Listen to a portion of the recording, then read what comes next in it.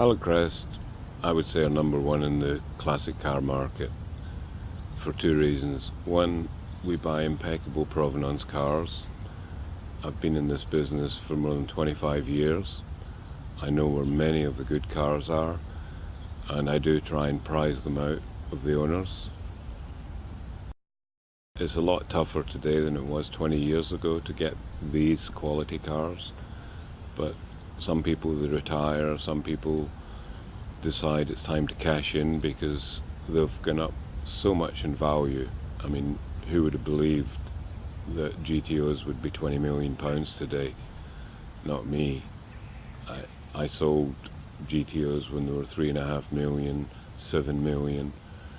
It seems Ferraris have just gone crazy. They're proving to be a great investment, much better than shares, even gold, because you can use it. You can go out, drive, have fun, you can see it in your garage. Buy shares, piece of paper, worthless. Depends on the people who make stock markets go up, make them go down, the bears.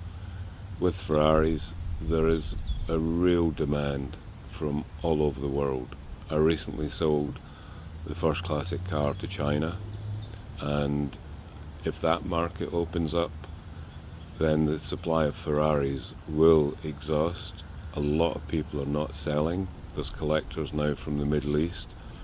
10 years ago, you didn't sell a Ferrari to the Middle East unless it was a brand new car. Now, Middle East collectors are collecting classic Ferraris, and I think that's to do with Formula One. The fact that Formula One is now in Bahrain, Abu Dhabi, places like that. Ferrari's now becoming a real commodity, but a commodity that you can enjoy. I mean, you can go into your garage in the morning, jump in the car, whether it costs £100,000 or £20 million. It's yours, you own it. There's no bears pushing marketplaces down. There's very few people like Rarest. I buy every car, I write the check out, I don't have to negotiate. It's a straightforward commercial deal, but I only buy cars that I like. The example is the 365 California Spider. I've never ever bought one because I don't actually like that particular model, and I would find it hard to try and sell it to someone, to say, oh, this is a great car, when I don't like it. I have to like the cars. So there's certain models that I stay away from. I won't go into all of them, but the models that I do go for have been flying out the door this year. 1989 was a very successful year, 1990, but then things changed.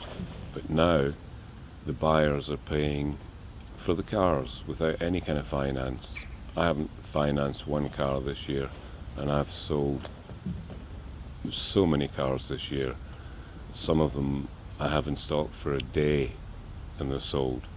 I've got a waiting list for certain models of cars where people missed the car that I had because, like magazines with a time delay, they come out a month later. Well, the car's long gone sometimes. But now I have a system where people who want a particular model, as soon as I get it, I email blast them. That's how the 365 GTC sold last week. I sent an email blast and boom, it was sold. The previous car, the white Eric Clapton GTC, the buyer of that car missed two cars, and he immediately drove from London to see the car and bought it on the spot because he'd missed two in 2 months and he wasn't missing this one. The marketplace is good, my provenance on the cars is good, and I price cars good so that I don't sit and look at them. I like to move cars on. It excites me to see owners pick up the car. You can see the joy in their faces, and many of the owners are buying it for an investment, but many, even if the investment went down in value, which I don't think it will ever go down, they've got the car to enjoy. I know someone who had 50 million in shares. I think eventually he got £300,000 for them. you wanted to throw darts at the share certificate. Well, you wouldn't throw darts at a Ferrari. You'd go out and drive it, enjoy it, and think, I've still got something tangible that's giving me such a thrill. Money doesn't come into it when you turn the ignition on to a Ferrari. You hear that engine buzz. It's like a woman.